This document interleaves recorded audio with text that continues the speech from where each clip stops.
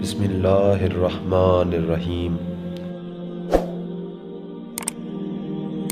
امام زین العابدین علیہ السلام فرماتے ہیں کہ جب ہمیں کوفہ سے شام تک کے کٹھن راستے طے کرنے پر مجبور کیا گیا تو اس سفر میں میری پھوپھی زینب سلام اللہ علیہا نے اپنی واجب نمازیں کھڑے ہو کر اور بعض مقامات پر بیٹھ کر ادا کیں۔